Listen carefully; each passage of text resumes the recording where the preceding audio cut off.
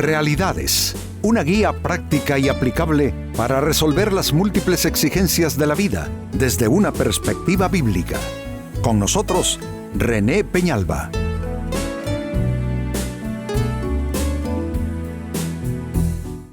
Amigos de Realidades, sean todos bienvenidos. Para esta ocasión, nuestro tema, alimentarse de viento.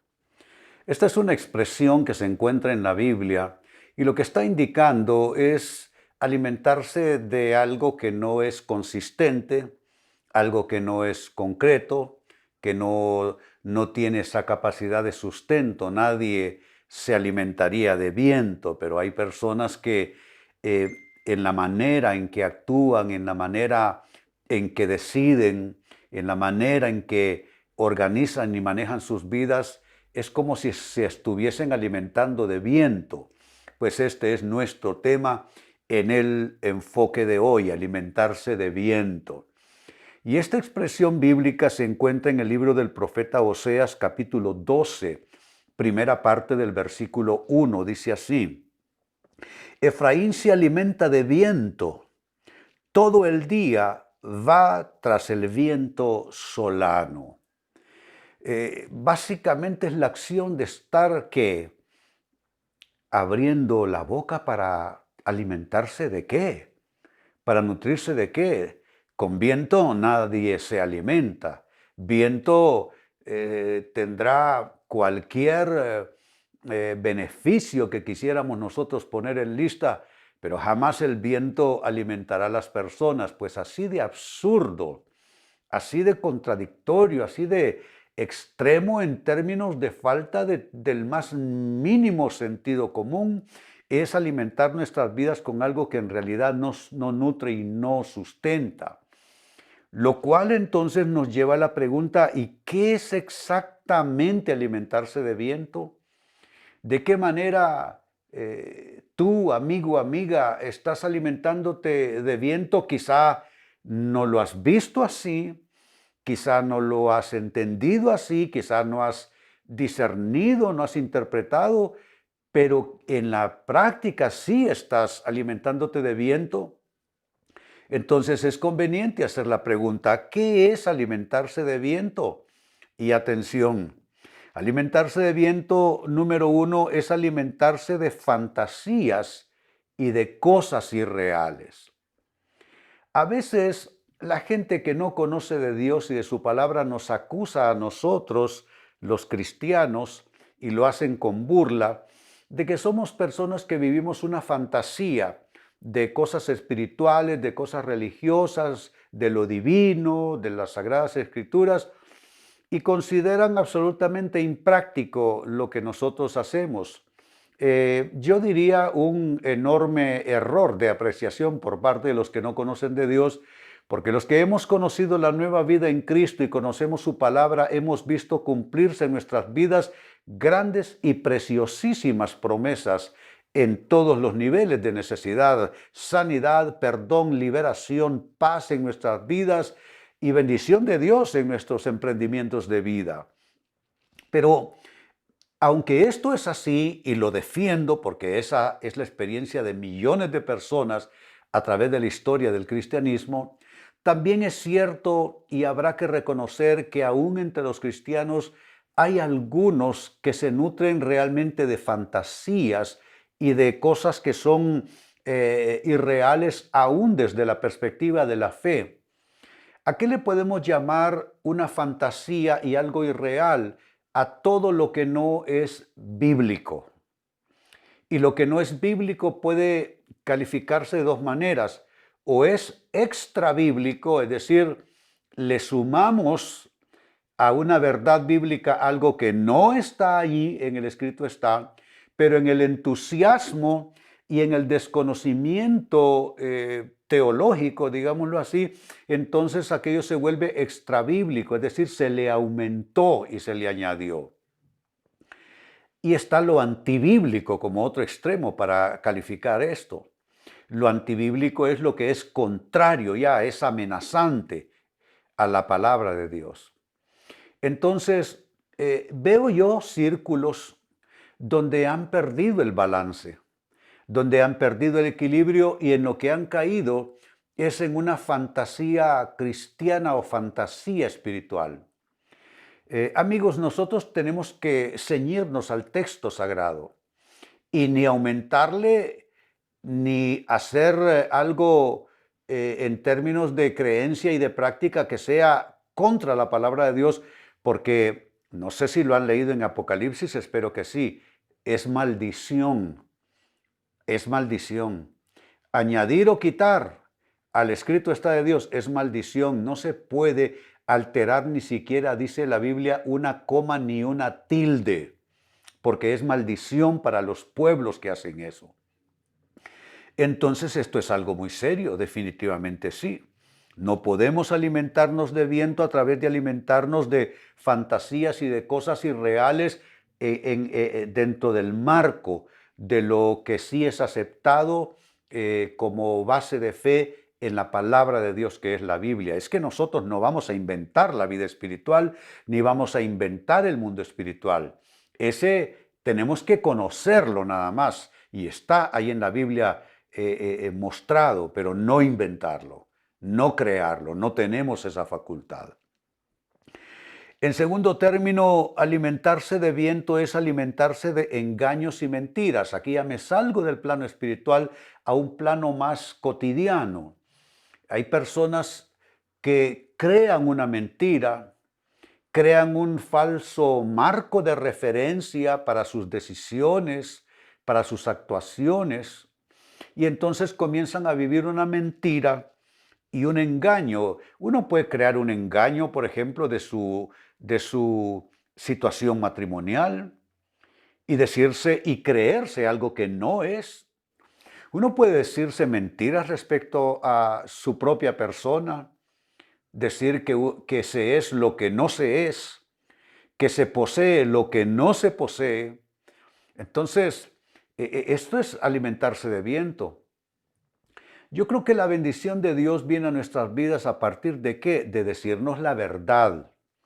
Como dice un autor neotestamentario, vernos en el espejo de la palabra de Dios y ver lo que allí hay, no lo que quisiéramos nosotros ver. Entonces, que hay que desechar toda mentira, entonces, todo engaño. Y mire cómo lo dice San Pablo. Dice, no os engañéis. Mire cómo comienza esa escritura. No os engañéis, pues Dios no puede ser burlado, porque todo lo que el hombre sembrare, eso también segará. ¿Dónde comienza una mala siembra y una pésima cosecha? En el engaño. No os engañéis, es lo primero que aparece en el texto. Y una mala siembra, ¿cómo se hace? Pues cuando uno se dice una cosa por otra, cuando uno se dice algo que no es así. Entonces, las acciones son imprecisas, son dispersas las decisiones y la persona comienza a crear un desarreglo que puede convertirse en un caos solo por estarse alimentando de viento, es decir, estar alimentándose de engaños y estar alimentándose de mentiras. Amigos, la verdad siempre debe prevalecer y a veces la verdad duele.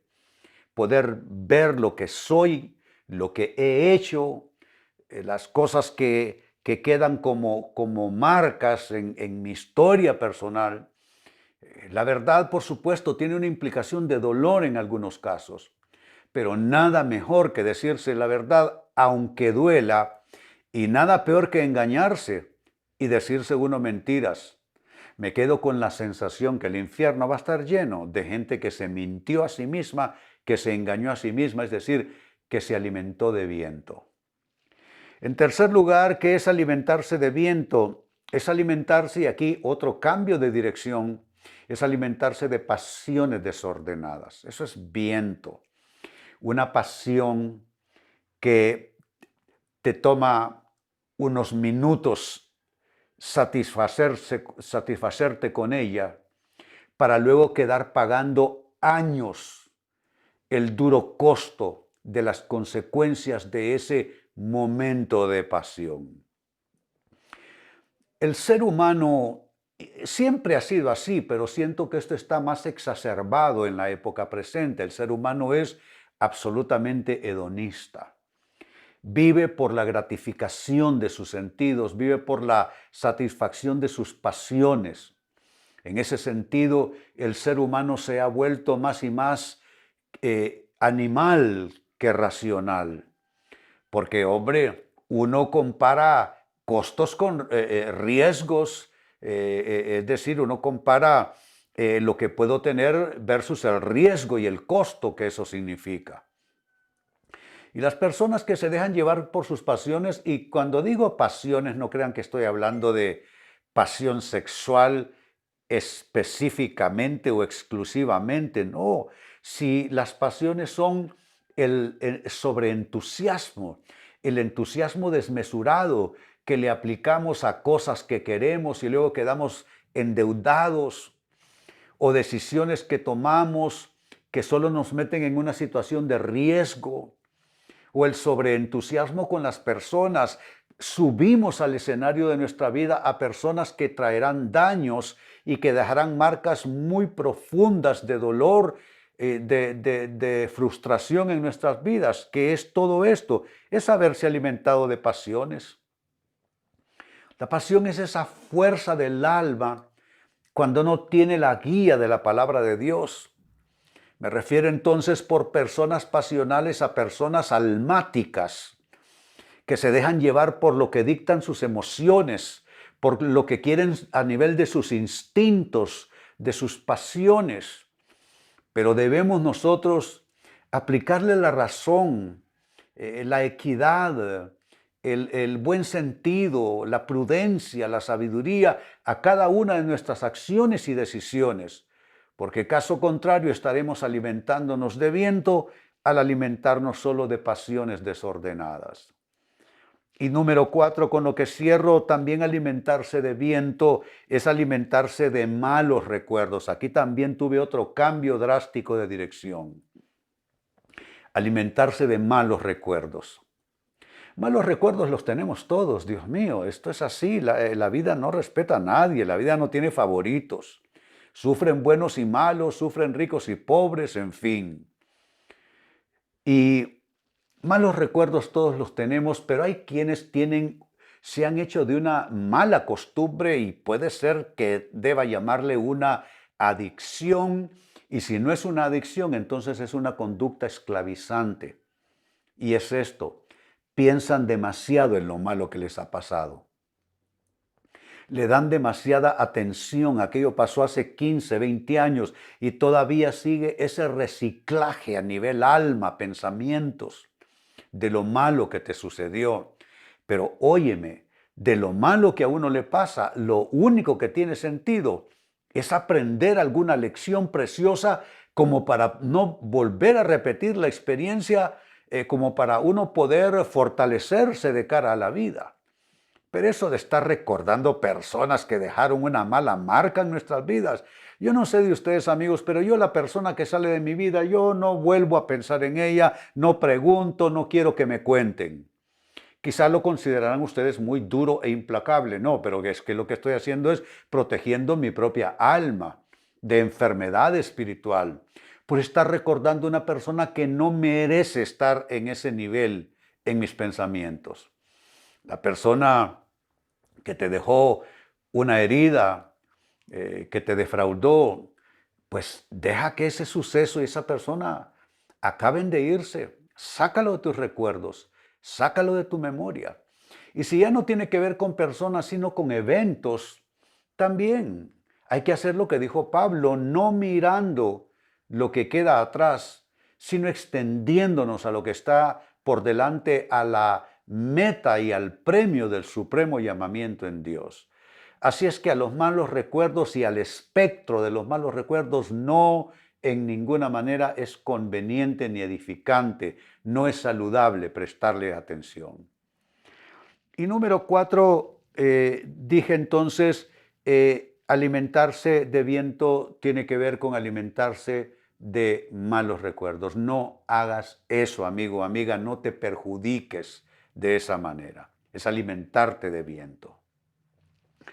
Pues el concepto alimentarse de viento se encuentra en el libro del profeta Oseas, lo leí al inicio, reitero de nuevo la lectura. Oseas capítulo 12, primera parte del verso 1. Dice, Efraín se alimenta de viento, todo el día va tras el viento solano.